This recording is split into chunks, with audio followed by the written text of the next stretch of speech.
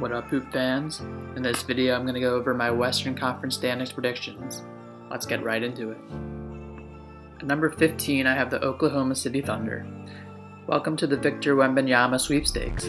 The Oklahoma City Thunder have been on a mission to obtain every single draft pick of the 2027 NBA draft with all the tanking they have done the last few years. Okay, all jokes aside, they have been rebuilding, and I think this will be their final season of losing before they turn things around. The Thunder season got off to an awful start before it even officially began. Number 2 overall pick Chet Holmgren suffered a Liz Frank injury at a Pro AM game and will most likely miss the entire season. The Thunder have a young roster and are building around Shai Gilgeous-Alexander, Josh Giddey, and Chet Holmgren. They have some other nice pieces like Lou Dort, Darius Bazley, and Pokusevski, but with Chet being out for the year, I think they'll embrace one final season of losing. At number 14, I have the San Antonio Spurs. When your head coach comes out and says that nobody should bet on the Spurs this year, you know it's going to be a long season. The Spurs in the offseason traded away star guard Dejounte Murray and signified that the rebuild is coming. The Spurs were the 10 seed last year, and now with their best player gone, it's going to be a long year. Outside of Poto and Keldon Johnson, this team doesn't have that much talent. Expect to see the Spurs give their young players a lot of run and a lot of losses after each night. At number 13, I have the Houston Rockets. Similar to the teams below in my prediction, the roster just isn't that good. The Rockets do have some good talented players like Kevin Porter Jr., Kenyon Martin Jr., and Jalen Green. Expect this team to be active once the trade deadline comes around. Eric Gordon will be the main attraction most likely to be moved at the deadline. You can see also big men Boban, Derek Favors, or Willie Cauley-Stein moved if they play well enough. The Rockets will be a fun team to watch this season, but they aren't ready enough to take the next step just yet. At number 12, I have the Utah Jazz.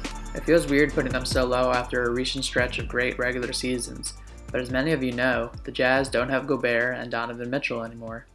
The Jazz got a ridiculous haul of draft picks for sending out their stars, and that will definitely help them rebuild quickly. In terms of the roster, there's a bunch of familiar vets that are still on the team, but how likely are those vets going to stay on the team for? Realistically, we might see the Utah Jazz trade away Mike Conley, Jordan Clarkson, Kelly Olynyk, Cody Zeller, and Rudy Gay. This team does have some interesting young players to keep an eye on. They have THT, Saben Lee, Colin Sexton, and Malik Beasley.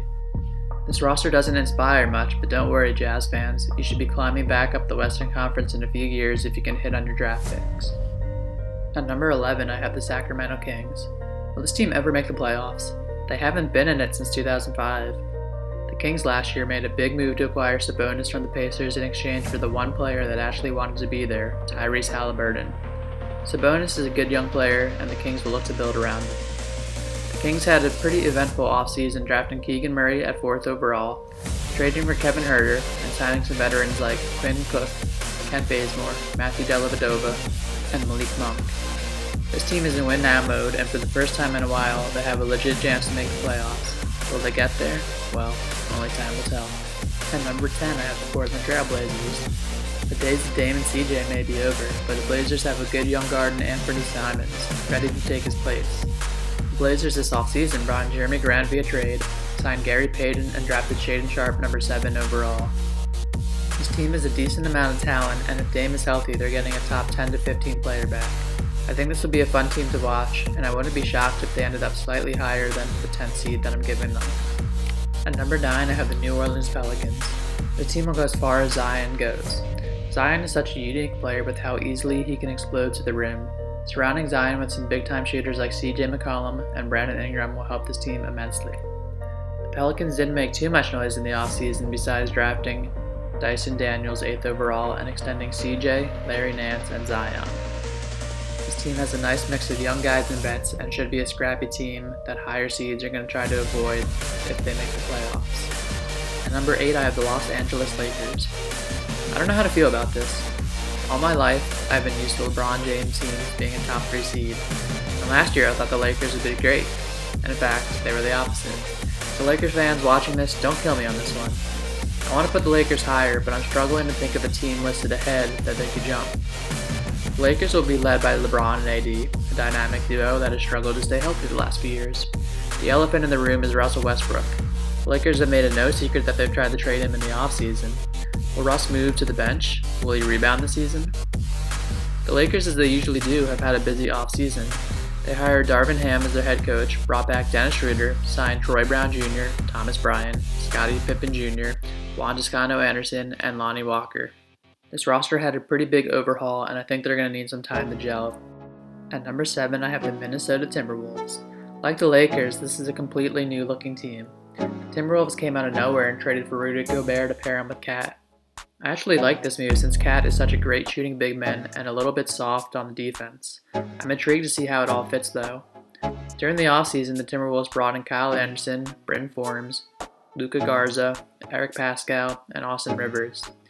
With the Timberwolves going all in and giving up a massive haul for Gobert, they're going to hope that they're a little higher than the 7 seed that I'm giving them. This team will also need some time to gel together. At number 6, I have the Memphis Grizzlies. The Grizzlies exploded onto the scene last year, finishing with 56 wins in the 2 seed. I was debating putting them at number 5, and I might regret not doing so, but for now, I have them at 6 seed. Ja Morant is amazing and a perfect guy to represent the Grizzlies. He's almost unstoppable getting to the rim, and he does it with such ease.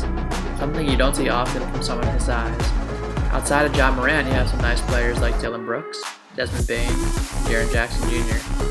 But outside of that, I don't know if you have enough difference makers. The Grizzlies have Steven Adams, who's a nice player, and they acquired Danny Green, who is a great vet who knows what it takes to win, but is recovering from a torn ACL. The depth outside that top 6 is what is holding me back from putting them into my top 5. At number 5, I have the Dallas Mavericks. The Mavericks have done a great job of building this team around Luka and surrounding him with shooters. Luka creates an insane amount of open looks, and having players who can catch, shoot, and make them is very dangerous. One thing the Mavericks were missing was a big-time center, so what did they do in the offseason?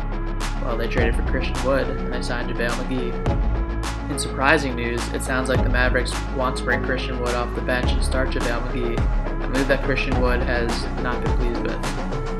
One thing that I'm certain of is that giving Luka a lob threat at center will make the Mavericks offense very scary. This will be a must-watch TV team. At number 4, I have the Phoenix Suns. The Suns finished a ridiculous 64-18 last season before collapsing in the playoffs in a highly embarrassing fashion. Bad vibes, bad vibes, bad vibes. Yeah, I don't like anything going on with this team right now. The owner's terrible, Jay Crowder's demanding to be traded, and you have reports of Coach Monty Williams and DeAndre Ayton not talking at all since the last playoff game. So yeah, I'm pretty down with this team. Despite all the bad vibes though, this team is still pretty loaded.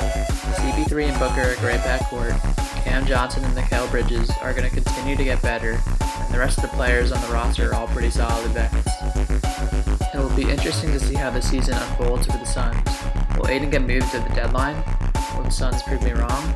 Only one way to find out. At number 3, I have the Denver Nuggets. Two-time MVP Nikola Jokic is getting some highly paid weapons back in Jamal Murray and Michael Porter Jr. The Nuggets made the move to trade away longtime Denver Nugget Will Barton to the Wizards and got KCP back in return. Signed one of the more underrated players in the league in Bruce Brown, and signed DeAndre Jordan. Alright, I'm kidding about the Jordan part, but I still can't believe he was the first free agent to sign in the offseason. The Nuggets really tempered to get this dude, who's pretty washed. Anyway, an amazing offseason for the Nuggets. The combination of new guys and returning players should put this team in a great position to succeed. At number 2, I have the LA Clippers.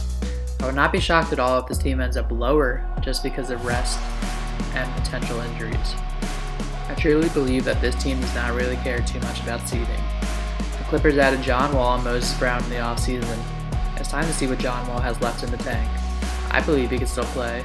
This roster is very well balanced. I mean, just look at it. If Kawhi stays healthy, this team will be very hard to beat in the best of 7 game series. And at number 1, I have the defending champs, the Golden State Warriors. The Warriors lost a lot of depth this offseason, but when you have a healthy Steph, Clay, Draymond, and Jordan Poole, it might not even matter. We'll see if Jordan Poole and Draymond can put their differences aside and try to get one last ring together. I believe after this season, Draymond is gone. I mentioned how this team lost depth. Well, they lost Gary Payton, Otto Porter Jr., and Juan Toscano Anderson. The Warriors will try to replace them with JaMychal Green and Dante DiVincenzo. Well, that wraps up my Western Conference predictions. Let me know what you think, and consider subscribing if you enjoyed this video. Thanks for watching.